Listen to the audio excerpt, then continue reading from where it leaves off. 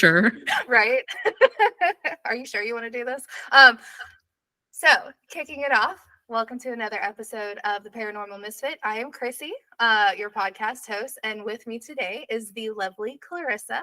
You may know her either as an author. She does write horror and spooky thrillers, or you may also definitely know her. This is the way I know her, is from the 30, Dirty, and Dying podcast that you can find on Apple, Spotify, and anywhere else you're streaming. Yep, pretty much everywhere. Okay, cool. So how are you doing today, Clarissa?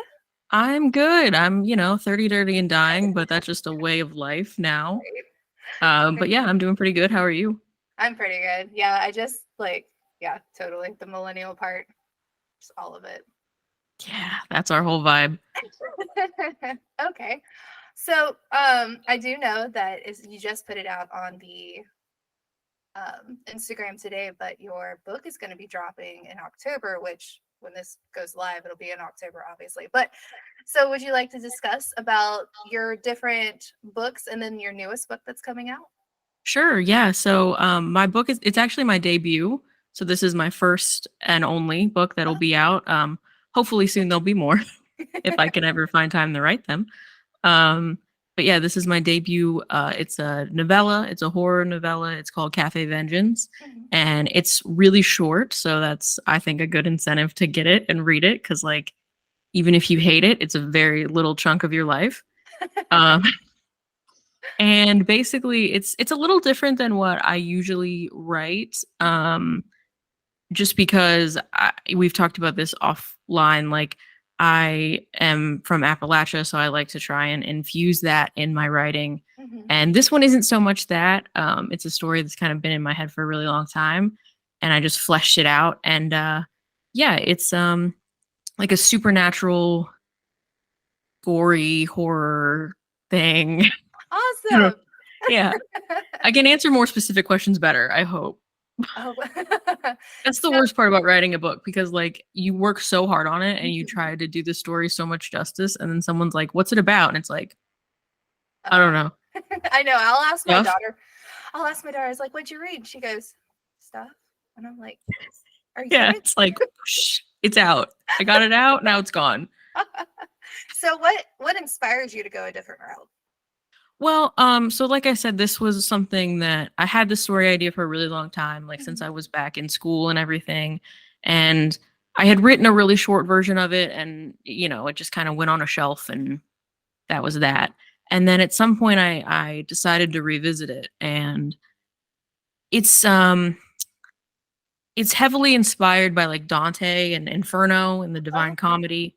And the concept was basically like, everyone in the like Western world of religions is so afraid of going to hell. Right. I was like, what if, I just kind of like ran with that.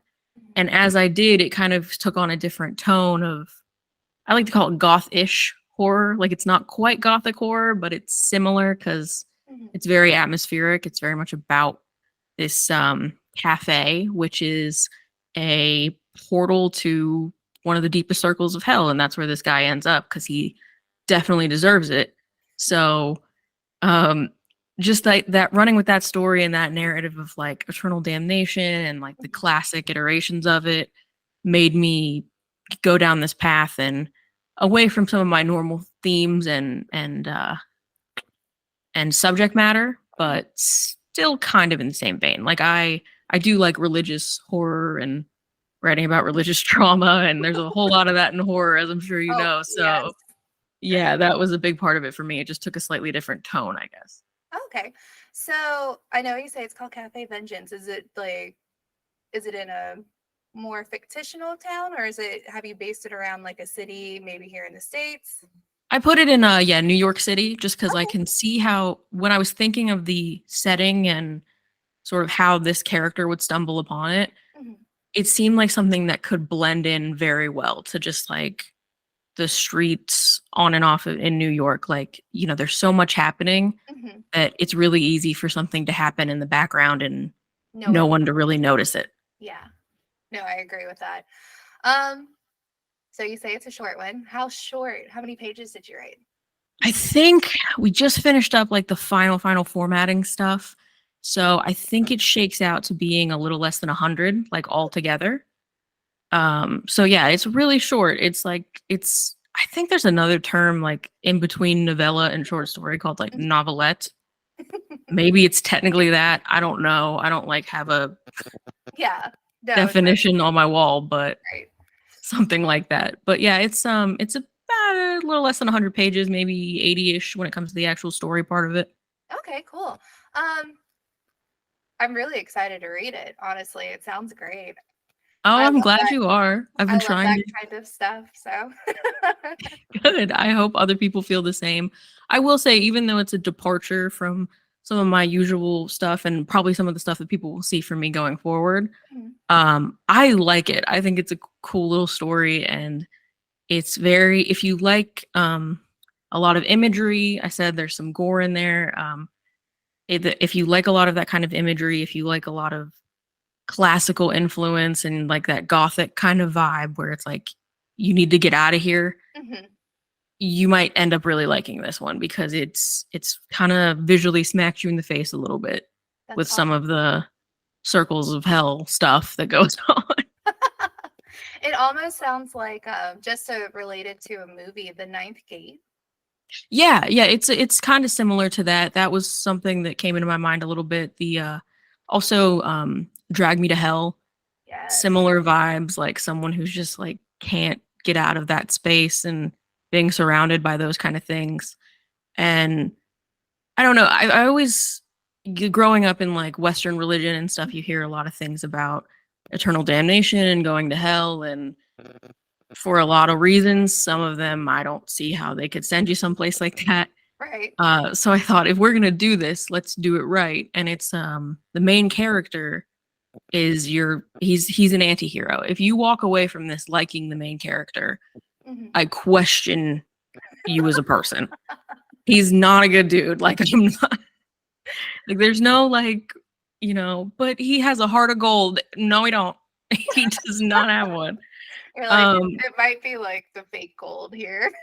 yeah, exactly. Like cubic zirconia kind of vibes. Like and but I thought that was interesting because it's like we hear so much about who deserves to go to hell and who doesn't Mhm. deserve to go to hell. And I was like, here's a guy who does. Right.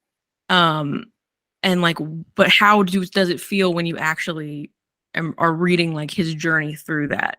Does it do you sympathize? Do you not? Like Yeah. it's a tricky thing. Hmm. Well, that would be really cool. So when the book comes out, where can everyone find it? So I believe it's gonna be, on the big hitters, Amazon. You might be able to find it in some shelves. Especially like if you have local like indie stores or Mhm. smaller bookstores, I would definitely check there. I don't have a distribution list quite. I probably will by the time this airs. So, um, but it will be for sure on the website of the publisher that is, Okay. putting the book out, and their Tea with Coffee Media. And I believe the website is twcoffee.media. Okay. And you can buy it there, and you can actually pre-order it there up until it comes out, and it's like less than $10 right now, so pretty good deal, I Okay. guess. That's awesome. Do you plan on doing any small like readings from it on your podcast? Yeah, we're playing with that idea a little bit. It's kind of every October on 30 Dirty and Dying, even though we're not necessarily a spooky podcast, Mhm. we get spooky because it's spooky season and we Right. love it. So we'll be doing some like Halloween and spook themed episodes. So we'll definitely be throwing some information in there and maybe some readings, maybe some tidbits, and I don't know, we might be able to throw a giveaway together or something like that. So all the more reason to listen, follow, all that jazz. That's right. So I guess, are you gonna do any like small book tours or anything That's kind of stuff is in the works. I honestly will probably know a lot of that like by the end of this by the end of week. it? Yeah. Like we're in the very like the planning parts right now. Okay. So some of that very possibly and if I can and if it works out, it'll probably be like in the mid-Atlantic region, like Washington D.C. region, maybe in West Virginia some like that sort of East Coast Yeah. area. Okay. And then, if I can go anywhere else, that would be super cool. So stay tuned. I'll definitely post about all that stuff when I have the information and when it's all solidified. I was about to say, if you make it down to Florida, let me know. Well, maybe. I don't know. That would be quite a trek, but right. So did this start out as a hobby? Because I know for me, like in high school, my friends and I, we used to get together and we'd write like funny little fandoms or whatever of the different books we read at the time, you know, like Silver Kiss, Blood and Chocolate, stuff like that. So for you, was it more of a career route, or was it more of a, like, were you solidified in making it a career, or was it more started out as a hobby and then kind of like unfolded? I've always kind of been into writing from when I was a little kid. I would write like little stories, and I was a fan fiction kid, full disclosure, early 2000s on Quizilla. That was me.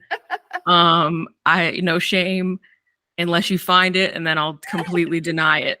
Um, but no, so I always liked it as a hobby growing up, and I always kind of had it in my head like, oh, I'll be a writer one day. Yeah.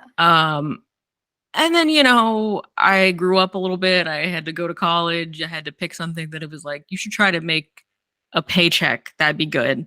Right. And I got into some forms of professional writing, like journalism and stuff like that, which I'm not in anymore. But so I was always kind of there with it a little bit, but I always had in the back of my head, like, I'd really like to get back into creative writing. And if I can make it a career, cool. And if not, at least I can get some of my creativity out. And it's one of my few coping skills.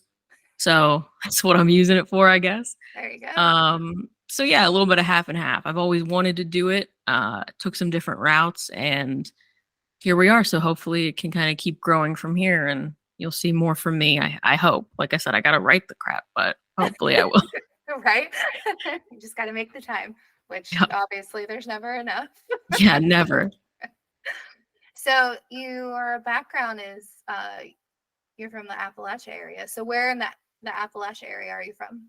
I'm from West Virginia, so I live in a different kind of part of the state that's a little bit closer to DC metropolis and stuff now. Mm-hmm. But I've been from kind of all over the state, including like southern central West Virginia. So, hollers, hills, all that, So in there. I know all of the terminology now. My youngest loves watching he falls asleep to Mountain Monsters. I think it's the name of the show. Yeah, Mountain Monsters, where they're looking for cryptids. And I'm like, my husband's from Tennessee. And I go, what's a holler? And he goes, what? And I was like, what's a holler? I was like, what's a crick? Those might be some of my favorite questions, is when people are like, but what is it though? Like, right? You're like, it's a holler. Yeah, it's just a holler. And I was like, but what does it mean? Yeah. And it's so like, excuse me. Like I said, I've kind of been from all over, but particularly from that's kind of where I had some of my formative years. And then I started going to school in these other areas that still West Virginia, but a little bit, further east and closer to some of these metropolis areas. Yeah. And if people think of like Appalachia or West Virginia as like a monolith, trust me, it's not. Like coming from just like one county to another, people are like, what's a holler though?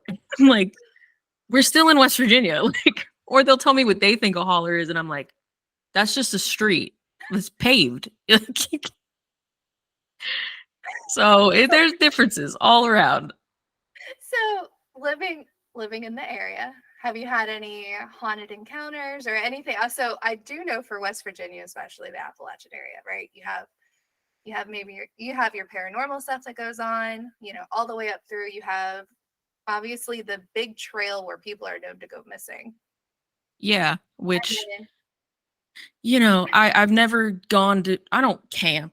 Right. I'm not really an outdoor sports kind of kid. But I'll say, if you go camping alone on the Appalachian Trail, I would really advise against it. And it's not me just being super spooky. It's like, it's just not a smart idea. That's how I feel. I'm like, when do you want to go camping where there's other people around? Like, that's just me. Yeah, like in a group setting or something. Yeah. I don't know. But no, we do have a lot of that. I mean, the big hitters people know. Mothman is probably our most famous celebrity. Everybody loves Mothman.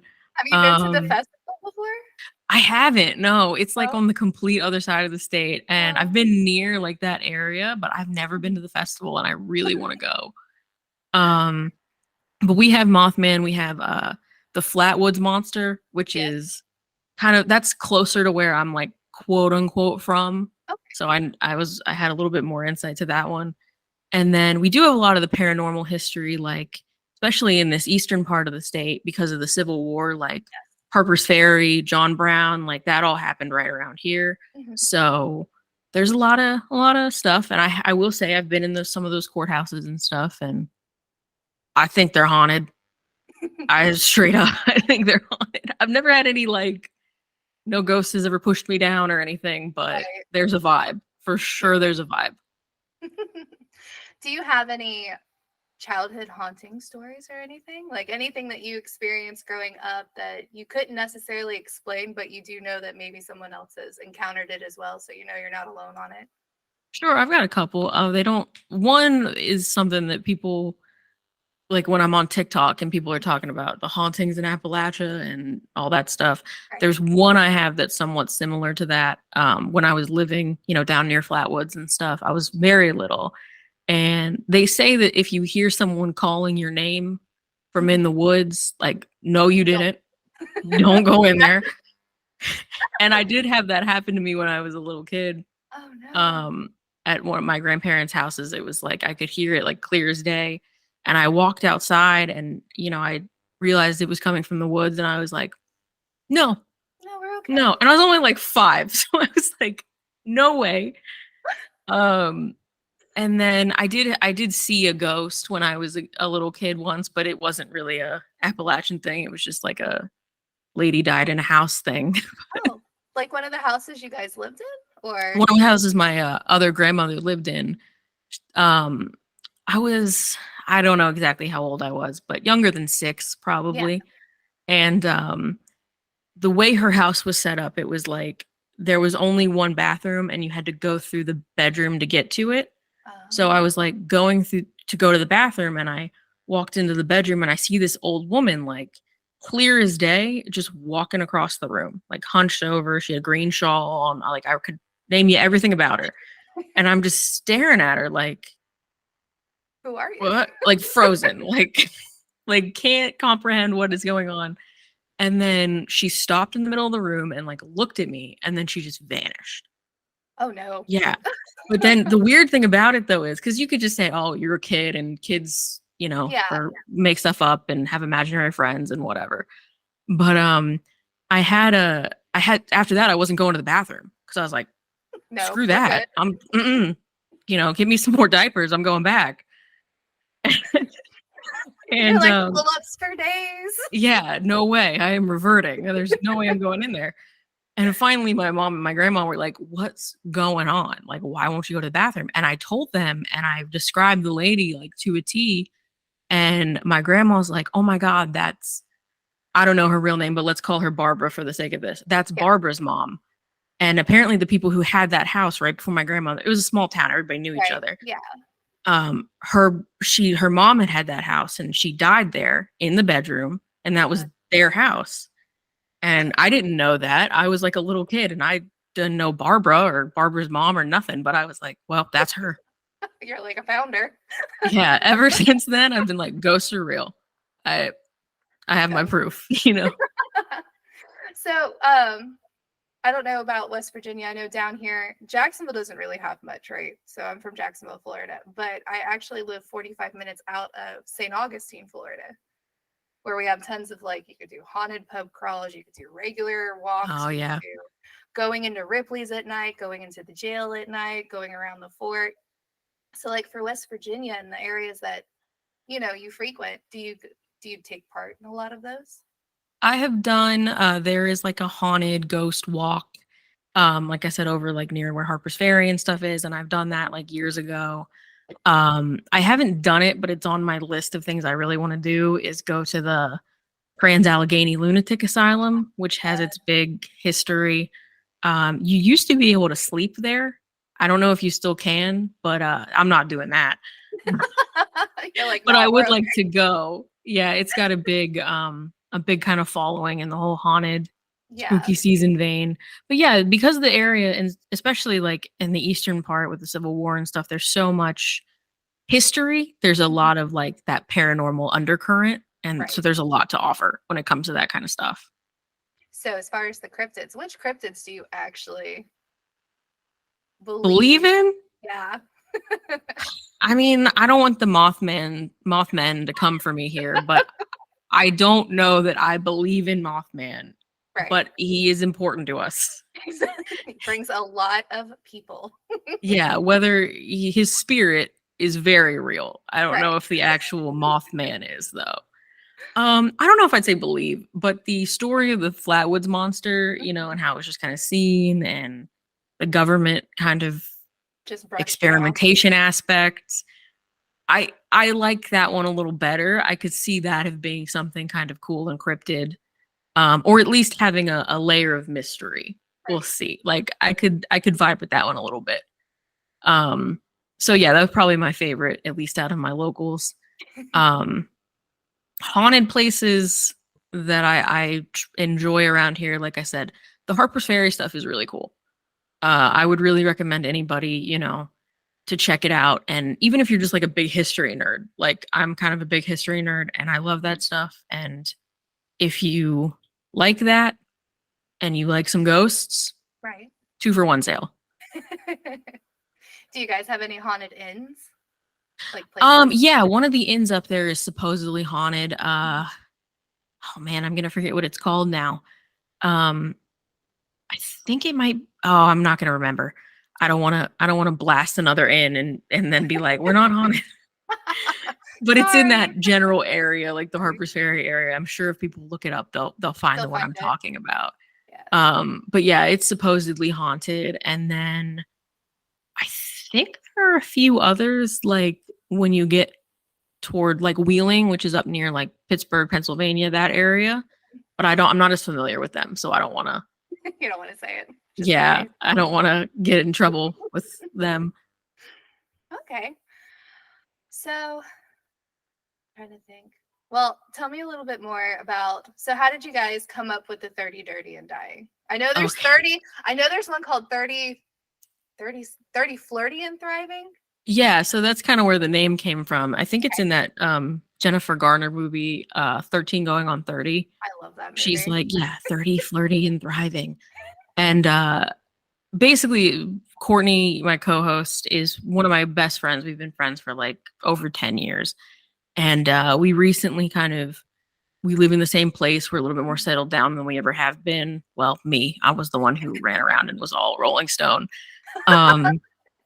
But as we kind of reconnected, we realized like we're in this similar place in life where it's like we're settled down, but we're not like 30, flirty, and thriving. We're kind of in a constant state of existential dread. And And survival mode. yeah, like kind of like a midlife crisis, but apparently we're too young for that, so they Right. say.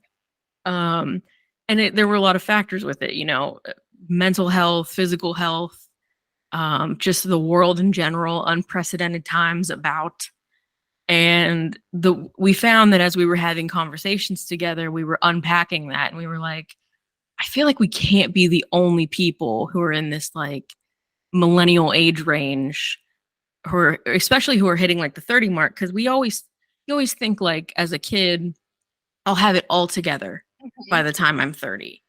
And no, not us. So it's kind of like getting a little real about that. And we Yeah. thought there's got to be some other people who feel this way, and it just kind of spiraled from there, much like our lives, just a spiral. And yeah, I and then it grew. I was about to say I love it because I'm in the same boat. Like I'm 36. So I graduated in 2005. I don't know how many different career routes I went. I must have went like 10. And Yeah. in every one of them, there'd be like my mom's voice in the background, like, is that really a career? Are you gonna be able to make one? I'm like, God dang, man, just let me live. And then like every time you turn around, you're like, I remember when there was a 1-bedroom apartment here in town, it was like $500. And it was easy. And I made like $13 an hour working for a hospital. And then I leave that job and I go and I move. And then all of a sudden I move back out and it's like, oh, it's $1,200 now. And I was like, whoa, wait a minute. Yeah. What No, happened? really. It's just like there's a heavy focus in what we talk about like that feeling of I don't have this together, I'm drowning. But also taking comfort and solace in like nostalgia. And there's this narrative on the internet of like millennials are so obsessed with their own nostalgia, like that's all they care about. And I really think it's because our lives have been like uncertainty Yes. continuously, like from the state of the world, unprecedented times, to the changing economic landscape. There's so much, and our lives have just been a lot of uncertainty. So our futures to us, for both internal and external reasons, feel like uncertain. But Right. what is certain is how much we loved Betty Spaghetti. So that's what we're going to talk about. Like, that's how we're going to numb the pain. Oh, And I that's pretty much the agree. whole point of the podcast. It's so funny because you say that, right? And that, a bunch of people post up about, people who rewatch the same show over and over. It's because it gives them comfort. And I was like, oh crap, thanks for the call out. Yeah. And then Yeah. I got like Paramount Plus, and I got so excited because they had all of the older Nickelodeon shows I grew up with. So what did I do? I dragged my daughter and I was like, you need to watch this show. And I love your other Instagram handle, Clarissa Explains Nothing, because Yeah. my favorite show was Clarissa Explains It All. And then I got her hooked on it. And I was like, yes, I I win. love that.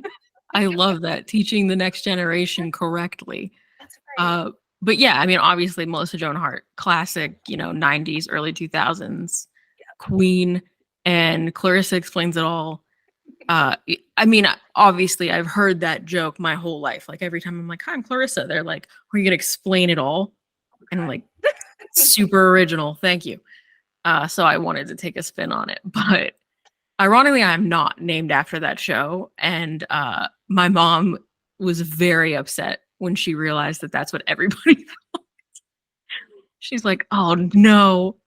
Oh, No, I think it's all right. But I always love when you guys post up like it's like the little quizzes of, what was your favorite 90s show? What was your favorite song? Because I was sitting there, no lie, I drowned my husband out in Spice World. I was like, yes. yeah, he's like, what are you doing? I was like, Spice Girls. Spice Girls. Just be quiet. Like, Yeah. let me live. Yeah, that is me. I know my partner literally left the house the other day because I wouldn't stop playing Creed. He was like, I gotta Oh no. leave. And he went to the store. So it's a lifestyle. It's It is not what? just for show. It's not just for the podcast. It is a lifestyle. That's right. And I think I enjoy your podcast because it gives, especially those from the different generations, like more of an understanding of why millennials are the way they are. Because I mean, 2001, first year of high school, the Twin Towers go down. Yeah. And I'm sitting in gym class, and I remembered my whole day. I was like, Yeah. we sat in gym class, we didn't go anywhere, and that was it. Also, at the same time, I think the same year, Aaliyah passes away in a plane crash. Mm-hmm. And then, whatever high school debauchery happens throughout the year, Yeah. which there's obviously always something. So Yeah, I remember so much of it. And it's like I said, I'm on the younger end of the millennial spectrum. But please don't get rid of me. I'm still part of no. it. I'm always like, I know I'm close to the end, but I am in here. They're like, I'm not there. Yeah. But like I remember being in elementary school, and I can recall again that almost entire day where the towers went down, and watching they turned that on in like our first, second grade classroom, and like Made you I watch watched it. people, jump, and it's wild stuff. And it really does create a complex. And there's always going to be people on the internet. We get plenty of them in our comments and whatnot that are like, millennials just want to complain about everything, you babies. Okay. Okay. Sure. Yeah. Sure. I win.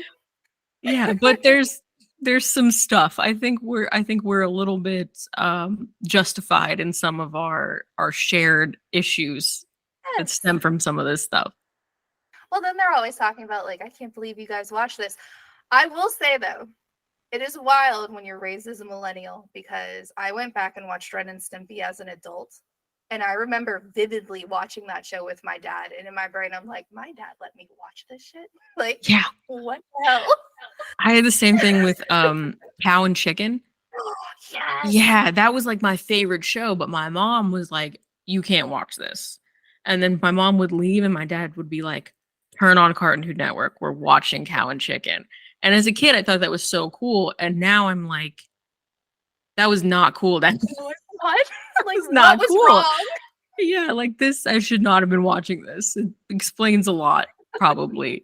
Right? The humor. That's the horror story right there. That's what I should. Oh, speaking of horror, were you a Goosebumps reader? I was, yeah. I was a big Goosebumps reader. I really enjoyed Fear Street probably a little more though. There was that one called like The New Boy that I remember so vividly, and I loved those ones. Those were probably my favorites. But yeah, I was a big Goosebumps reader. Um, I can't tell you what it was called, but there was this book that I found in my like 5th grade classroom. And I think it was just called Ghost House. It was not a Goosebumps thing, but it was this house was haunted by this little girl who had had an accident with fireworks. And they called her, I'm not joking, Firecracker Susie. That was her name. And I have never forgotten because I'm like, oh my God.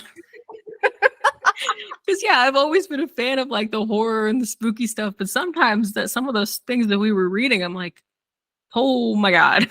I know, I sit there and I was like going through something. I was like, oh, there it is. I found out where it came from now. Yeah. Like this is it. I should take this into therapy with me. Right? My husband's like, why do you like this so much? And I'm like, I don't know.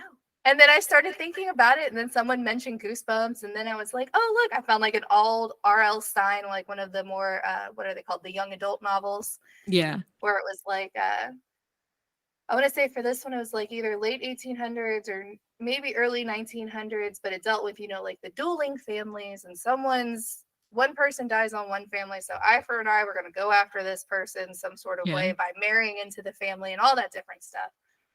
But then wild stuff. It was. But I also thought about it. Last name was Silverstein. He was like, Shell? Yes. Sidewalk Ends, that one? Sidewalk Ends, and there was one other one, but I read those like repeatedly, front to back, I don't know how many weeks in a row in elementary school. And I'm like, that might have been it too, because I went back and read them again, and I was like, that was a little weird. Yeah, there was a picture book that I was obsessed with. I still have it. Like, that's how much I liked it. I got it at the Scholastic Book Fair. Right. We'll never forget. And it was called The Spider and the Fly. And it's, it's all black and white and it's creepy. And that was my whole thing. But I looked at it recently, and the whole premise is basically like this spider manipulating this fly like a serial killer. I was like, this could be a Bundy documentary. This is insane. It was like, but I loved it. And I don't know if I loved it and that stuff was helpful because I would have loved it anyway, or if those kind of influences made me love the kind of genre that I love. I don't know. I'm too far down the rabbit hole to question it these days. I'm in the same boat because I sit there and I think about, okay, what did my grandma's like? Right. Yeah. So the one that watched me during the week for school, like she'd take us to go to school and then she'd pick us up and then my parents would pick us up. She read true crime or fictional true crime, right? So something that dealt with a murder or like the Agatha Christie's. And I remember her letting me read those, and I had just started like 6th grade, and I was like, okay. And then I thought about it, and I was like, that was kind of weird. Then I think about my grandma's house on my dad's side. This lady she did like witchy things, but she was a Christian lady. So like if she found out someone was pregnant, she'd do like, I don't remember. My mom said it was like hanging something from like a thread. And yeah, you see what directions it spins. Yeah. Yeah. And we had like all of these little emblems everywhere, and she would believe in certain things, like if you spilled salt, holy crap, you better be throwing that over your shoulder, like all sorts of stuff. And then there was this one room that I hated sleeping in, so I was so glad whenever I think it was like her youngest daughter finally, like my youngest aunt finally moved out, because the room that I had to sleep in had all the creepy Cabbage Patch dolls and the ceramic dolls. And I'm like, I can't do it. Like, I couldn't sleep. I hate dolls like that. They're so bad. I know. If it wasn't a Barbie, I didn't know. Like, they're okay. But I remember my grandma once got me a bunch of those like porcelain dolls, and they were horrifying. Like, I know she was just trying to do a nice thing, but I was scared to death. There was one, she didn't get it from me. She got it for like one of my aunts or cousins or something, but it was Princess Diana, like in the dress, but Oh, the eyes, I swear they followed you. It was, yes. I hated it. Name I for the hated it. Cabbage Patch. Like, I don't know what it was about their faces, but their faces creeped me out so bad. And I was like, Yeah, they're they're too gonna talk, round. they're gonna talk to me. And I know that the mouths are sewn shut, but they're gonna talk to me. Yeah, like also, why did they have to sew them shut? You know, why isn't it just painted on? What happened? Now that's a horror novel. Somebody should. It's so bad because I actually don't think the Annabelle movies are that bad. Like Me neither. I mean, they're like, fine, but they don't, scare the they don't pants do off it of me or to me. nothing. Yeah. It's more so just okay. All right. Yeah. But But like real life dolls? yes. I forgot who was there was someone, I think was it on TikTok? Someone was showing oh no, I was watching Josh Gates. It was like Expedition X or something. And he was prepping his two people to get ready for like an expedition, obviously. And he shows this lady who owns just a room full of dolls. And like one of the doll's arms just fall down as she's panning to it. And I was like, that is why I don't have dolls. I will have stuffed animals out the yin yang. I will go to everywhere. Do not bring me a doll. No, Same same for here. clowns. I hate clowns. I hate clowns. I am scared to death of clowns. That's like one of my actual real like phobias. And I don't know why. I can't Same. pinpoint it. Like, everybody's like, "Oh, did you watch It too young?" Yes, but that didn't scare me. I don't know where it came from, but I'm terrified of clowns. I don't either. Like, I'm like you. I like the religious horror movies. I like the traumas that come, because I don't know why. Well, I do know why. Religion brings trauma straight out. Like, you're either going to be damned or you're going to be great. And either way, you're not going to appease everybody. Yeah. But just like Catholic horror movies, those are always the best. There was a Heath Ledger one called The Order, where I had I don't think I've seen it. Oh, you have got to find it. So it's Okay. about sin eaters. And it has some of the people, the heavyset guy, the skinnier guy, the two that were with him in A Knight's Tale, plus the girl that was in A Knight's Tale. Oh, okay. Are all in it with him as well. It's really good. Like, I love that movie, yeah. But it's just, I love those kind of movies. I also love whenever, like, if it's an indie film, especially like the Korean, the Japanese, and the Chinese, they do fantastic found footage. Yeah, they're really having a moment right now too, which I love, but I remember not one of the first, but that I can still remember. Yeah, I saw The Grudge when I was way too young to see it, and I was like, this is so cool. I loved it. So like some of the imagery, I think with that like sect of the genre, really good. Like really good, really dark. I think we got a lot of good ones for that, of almost every subgenre of horror in the 90s and the early 2000s. Like, you've got your slashers, you've got your supernaturals, you've got your kind of religious horror type things. And then if you keep going back, there's something for everybody. Every trauma, there's a horror film for that. Somewhere. You know? Got you. We checked that box. Yeah, like, we got it. Daddy issues, got it. Mommy issues, got it. Were you kicked out of the house? Got it. Like, mommy issues, really. There are so many horror films like that. Yes. But yeah, I like the religious kind of ones as well, just because, again, like I said, it's something that's so ingrained in Western civilization. I grew up, Southern Baptist kind of deal, so there's a lot of that. And when you get a little older, and and I'm not anybody who believes whatever they want, I'm not hating on that. I'm glad it makes you happy. Right. But when you get older, and if it doesn't make you happy, and you think about it a little bit, and I'm like 7 years old, and they're telling me that I'm going to go be on fire forever if I steal a Snickers. Right. That doesn't seem cool. Yes. But that's, it's very fear induced. It's like this unspoken fear, or sometimes spoken, but even when you get out of it, it like stays in that kind of, like the undercarriage of your mind. Like, oh, but what if I go to hell for this? You're like, I think I'll that now sometimes, and I'm like, I haven't been like in church my entire adult life, same. but what if I go to hell for this? It's crazy. I joke around with my husband. I was like, "Up, look, there's my little hand basket ready for me to go down." Just embrace it, I guess. I don't know. But that's part of why I wanted to write about it a little bit, because again, it's like you hear so many things that make you like this is what'll take you there, and we're all trying to question it. And it's this big existential question, whether you were just raised in religion or you're still in it, or even if just being in Western society, it's part of it. So I was like, what if, let's dive down this fiery rabbit hole. Let's see what could be down there.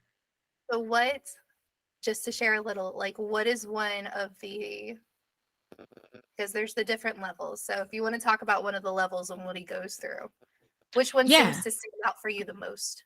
Well, the premise of the book is, and I'm not going to try to pronounce it, even though I wrote it down. But one of the deepest circles of hell in the Divine Comedy in Inferno is for like fraud and murder and being a traitor, essentially, like treason. That's the word.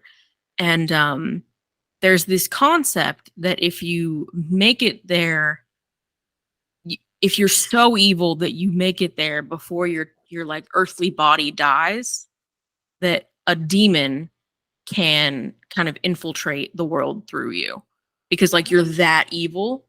And that concept like fascinated me, and so that is that, those deepest circles of hell where it's the fraud and the murdery section.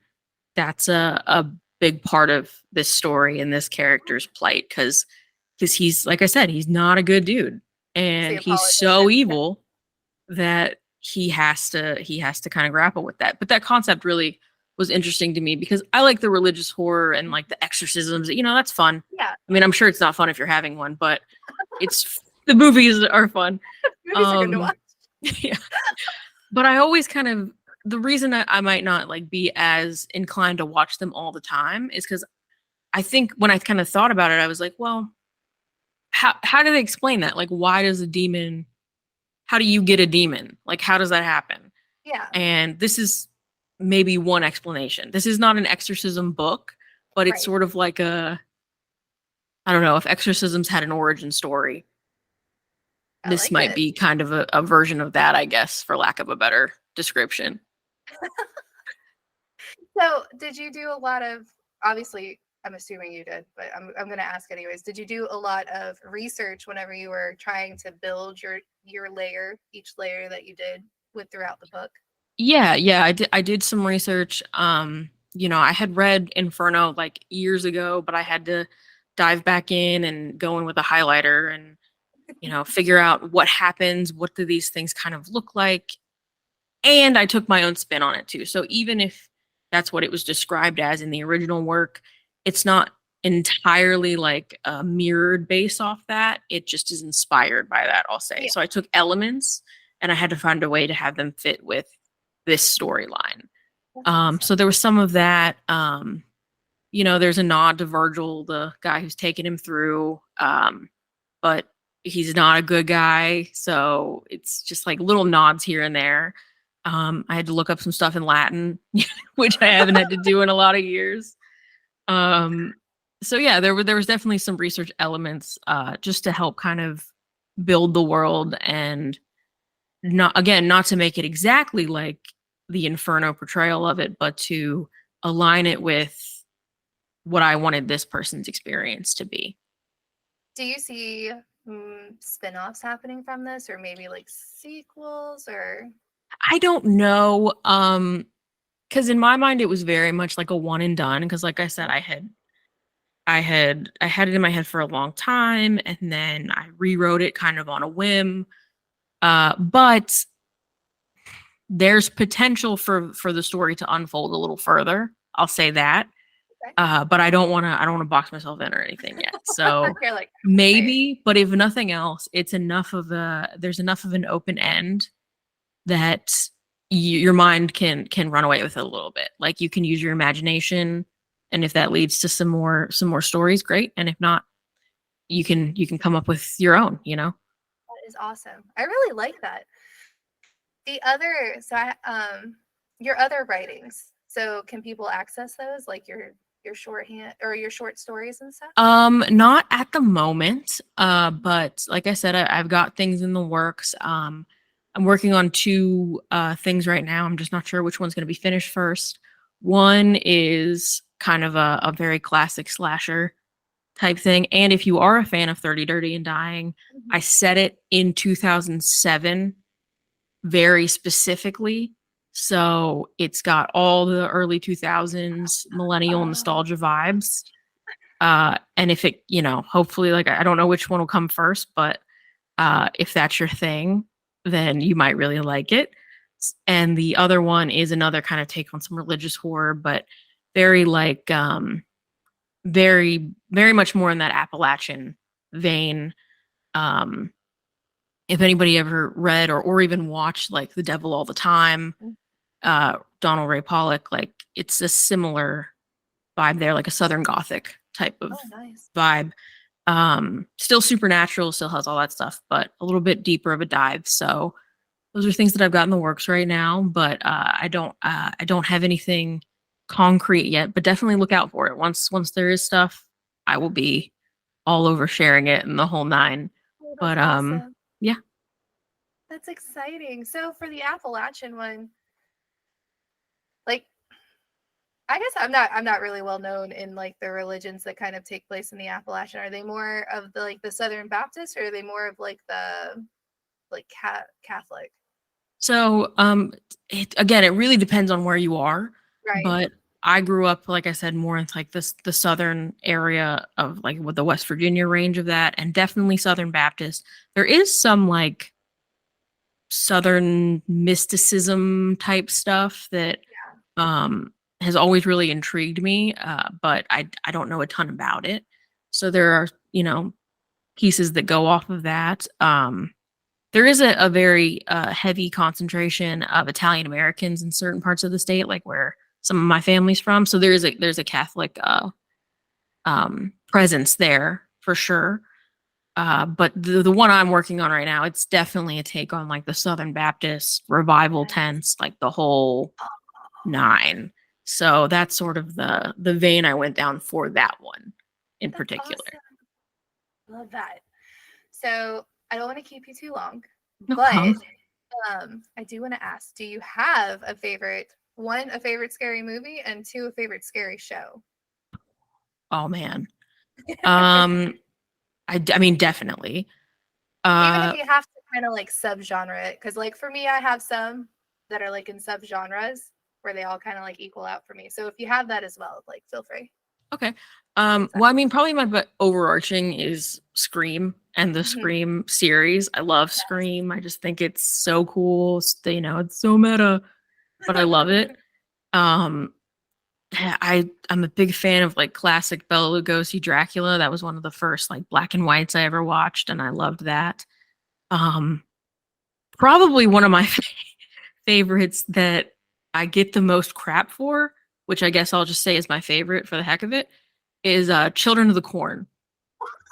I Do you watch love the whole Children of the franchise? Corn. Just Huh? the first one or all of them? Oh, just the first one. The other Oh, ones okay. I don't need like Children of the Corn 14. This time it's personal.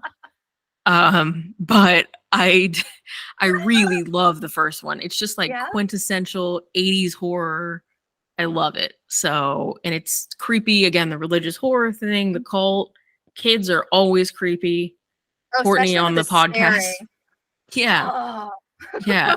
That Isaac guy. Whoa. Um yeah, Courtney on the podcast is always the one that's like, kids will get you. I know, And Dakota Fanning, when she was oh yeah, younger and would act, and she did that one with Robert De Niro. I think it's hide like and hide and seek. seek. Yes, every Yes. time she would just sit there and stare, and I'm like, oh, I'd thump her. I would thump her in the I forehead would to make her blink. go outside and stay there. Like, no, no, no. Yeah, that one. Also, the Haley Joel Osment in The Sixth Sense. He was Hmm. so like too good at being Yes, horrifying. Like that I was a question it. really that one was one of the first few movies I think I saw that used a lot of symbolism, like colors, like using red Yeah. when you knew there was a death. Like I thought that was amazing. Yeah, However, it some was of the really other intricate. movies, yeah. Yeah, there was the other, which again, I get some crap for this, but um, M. Night Shyamalan also did that, The Village, I and that like was that another one. one. Oh, that was another one that had a lot of that symbolism, like colors, flowers, like it. I don't know that it's a great horror film, but it's super creepy, and it really had a great atmosphere for that. And he really kind of committed to some of that symbolism, and I can always, be thrilled with that.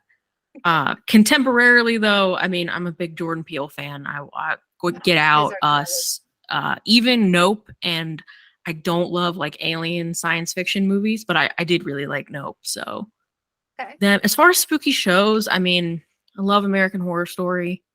Okay, so with American Horror Story though, because I'm a pretty avid fan, but there's certain seasons where I'm like, you will never catch me watching it. Same. Roanoke, hate it. We did like I didn't. It had a good. I kept telling my husband, I was like, it had great potential, and then they did the 100%. whole crossover with the weird cannibals, and I was like, then they went weird. Like it Yeah, just then they went weird. they took a And whole again, and that's one muddled of it. those horror representations of Appalachia I don't love. I Right. don't love that. Backwoods cannibals, raw. I hate that. I mean, it can be done okay, but that one was not one that I liked. I've said this about Roanoke, like if it would have ended before they were like, and now we're going back to the house with the found Yes. footage, I might have liked it. But then it just got too long for me. I didn't I didn't love Apocalypse I didn't either. either. That one pissed me off. I'm not gonna lie. I invested Yeah. so much time in that, and then I was like, "That's how you kill the Antichrist? You run him over, Yeah, like I could have done that. right? Why didn't you do it at the beginning?" Yeah. We could have Run. just we could have handled this in season 1, like, but as far as great ones, I really obviously Murder House is, Mhm. top tier. I really liked Hotel with I Lady did too. Gaga. I thought I she was loved that great. one. And then I also liked Cult. Mhm. Just, again, I love a cult. Yeah, not to be in one, but That's I love a just good to see cult. it. Yeah, it makes for a good story. Cult is one of the examples of American Horror Story though that I always feel like with every season it's going so good. And then around like the last quarter of it, I feel like Ryan Murphy and his team go like, "But what if all of a sudden the Zodiac killer was part of it?" And I'm Ew. like, "Why?" Right. Right. Yeah, specifically in Cult. And when they were like, "What if Valerie Solanas was the Zodiac?" I'm like, You're like, now we gotta stop. You gotta what stop if it she now. wasn't though? You know what I mean? What if What she if we wasn't? what if I took your pen away real quick and we just end right here? Yeah, like we Okay. could have ended this if you, but it's just the creative process, I guess. But it seems like every season there's just this one part that I'm like, why? Why are we doing this? I thought that it was so. I thought like I love Murder House and I love The Coven because Hmm. Angela Bassett, that woman is a A goddess. Oh my queen, god, love her.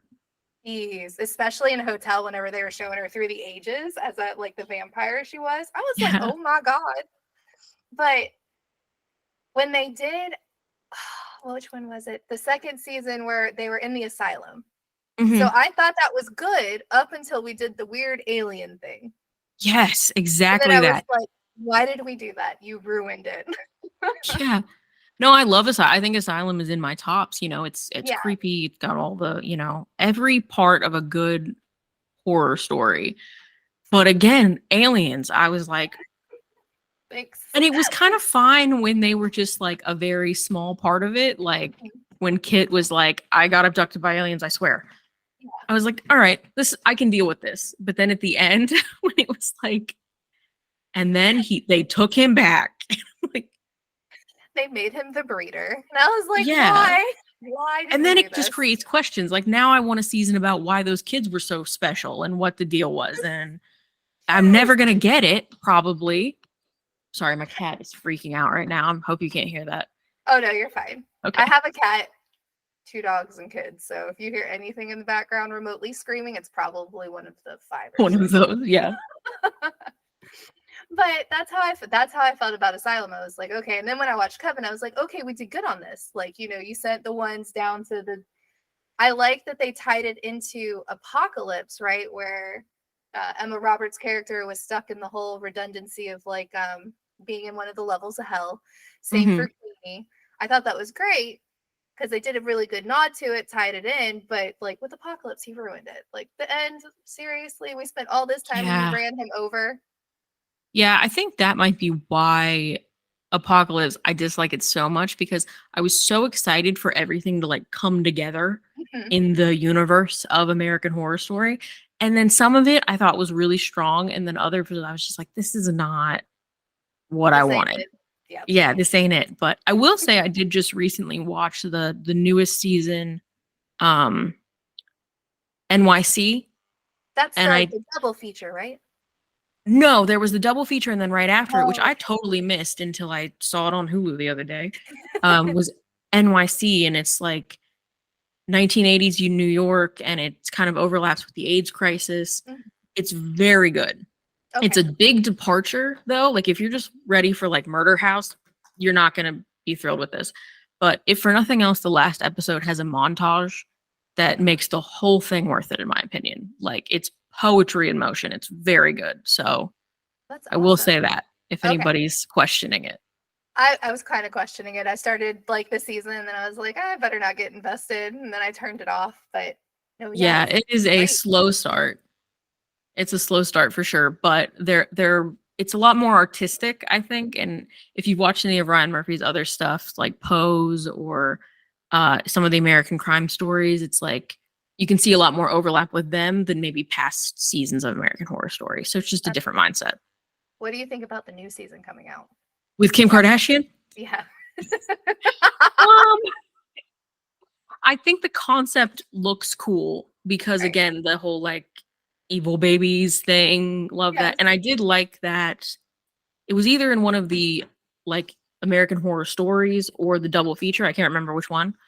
They had an element of that. I love that, but I'm questioning the cast. I'm not gonna lie. I'm not trying to hate. I just It almost, I'm not, I saw the trailer, was it this morning? And I was like, wow, Kim's playing her mom. I haven't seen the full trailer yet either. Oh, I've just so seen the little like tiny clips and the she's art a clips. manager. She is She's Kris Jenner, final yes, form. yes, final form, Kris Jenner. Because I was watching it, and I was like, so it revolves around Roberts. Obviously, she's this big movie star, and she wants to be bigger.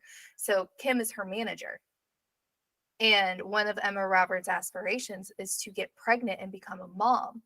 And there's this whole thing of like, you can't, kind of like playing on the whole thing, you can't have a baby and have a career at the same time kind of thing, Mhm. and you got to pick one or the other. And she's having like all these terrible dreams, and Kim's like stroking her hair at one point in like the trailer, like while they're laying in bed, and I was like, well, that got weird. But yeah, I was sitting there, I was watching it, and she's like sitting behind the desk, and she's got like her two whatever they are, like secretaries or whatever right behind her. Yeah. And she's talking and she's got this look on her face, and I was like, wow, that looked like Kris Jenner for a second. Like, oh my That's god. probably how, if she does a good job at it, if there's any role that she could probably do well, it's playing her mother. You know what I mean? Yes. So I'm gonna watch it. I'm gonna watch Right. it. Even You've if it's already just to hate on it, I'm gonna watch it. you're invested. Yeah, I have And to see this. It's like it's it. I was like, I'm gonna watch it. I don't know what's gonna happen, but I will watch it. I really like I said, I'm a big fan of Ryan Murphy's like television and like I think he's great. He does make some strange decisions sometimes that I'm like, I don't know if I would do that. So it's like every time I go into something, I'm like, I don't know if this is going to be a work of genius or if I'm going to be like, what? What did you Why? do? Right. Yeah, like, That's I didn't mind his American Horror Stories when he did like the little shorts, like each one was different, kind of um got me prepped a little bit for an understanding of whenever Del Toro came out with his Cabinet of Curiosities, which I absolutely love. I'm a huge Del yeah, Toro fan. yeah, I Like, love that. And I liked the stories too. Like, I didn't like all of them, obviously, right. but I liked Didn't the like overall thing. yeah. So I thought I hated the Appalachian one, or the one where they were at Yellowstone or wherever they were, where they were still playing on the whole like backwoods people being Yeah. cannibals. And that's how your people go missing. Yeah, it's not my fave. But I loved, it was one with I'm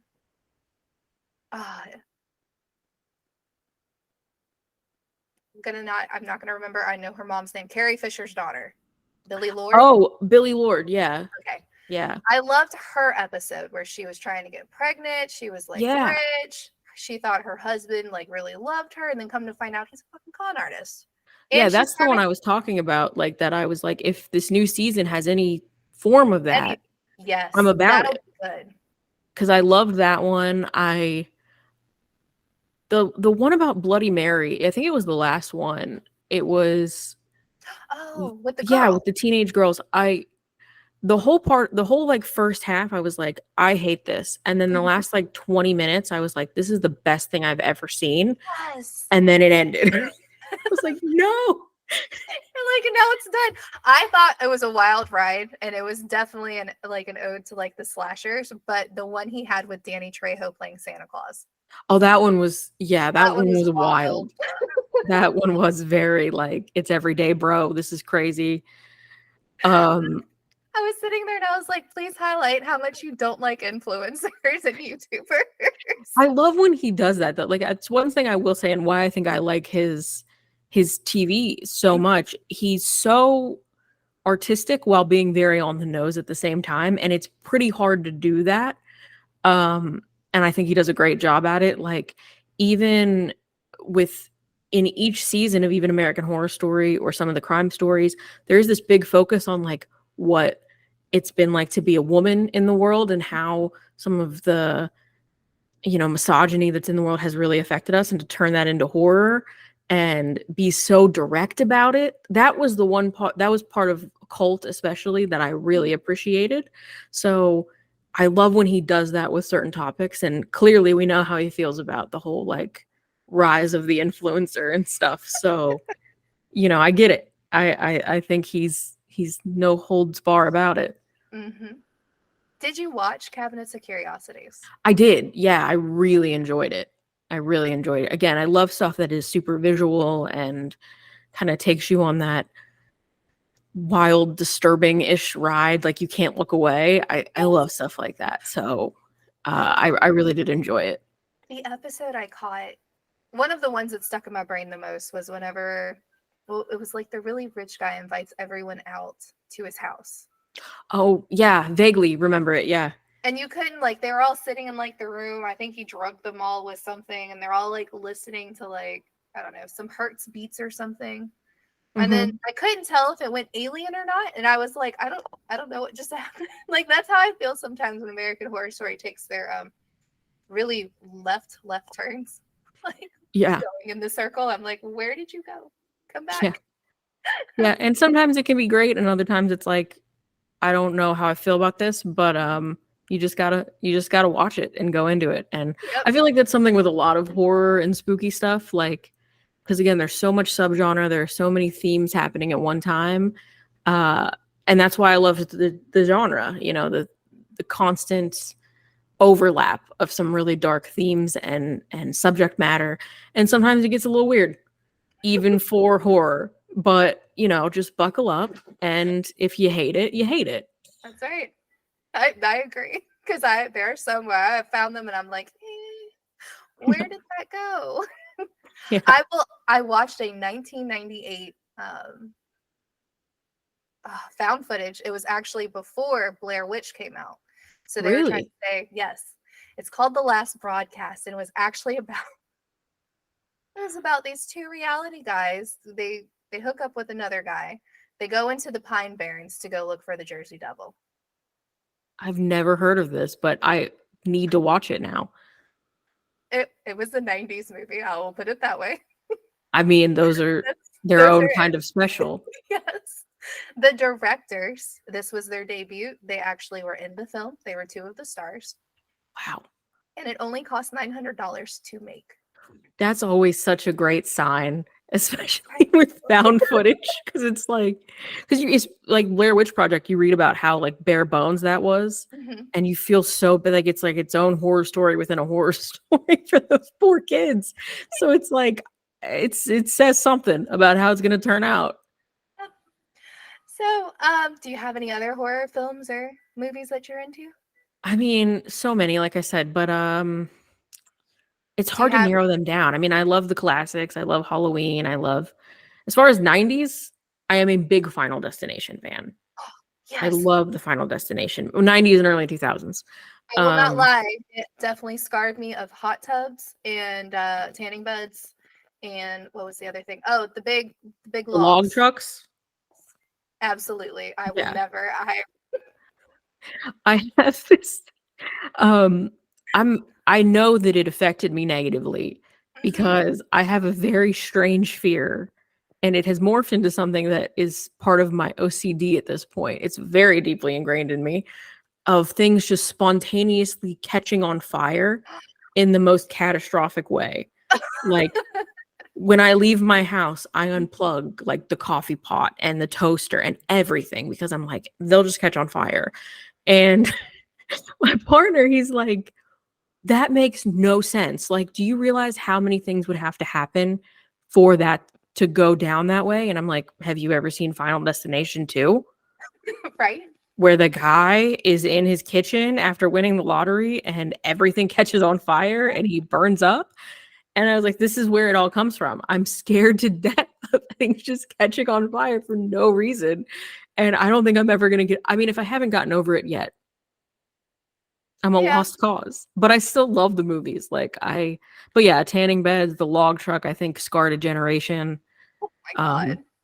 Elevators, hooks, just inanimate objects, really. All of it. Yeah, you could just Everything. die out there. Maybe that's why we're so nervous as a Maybe. generation. Well, I was sitting there thinking, right, because I used to not be fearful of going on carnival rides, like when I was real little, Yeah. and then I stopped and I started thinking about it, and like my conscience is telling me that the reason why you don't like it is because it goes up in a day, it goes down in a day. Absolutely true. And then I sat there and I thought about it some more, and then I watched one of the Final Destinations with a roller coaster, and I'm Yep. like, there it is, there, That's it. right See, there. it can happen. See, it could happen. And you try and tell me those are quality checks, okay? Tell me they go up in a day, they were quality checked, and they're absolutely sound. There's Yeah, no way. especially the ones that are like in a Walmart parking lot on Yes, wheels. yes, and you hear No, it thank you. creaking.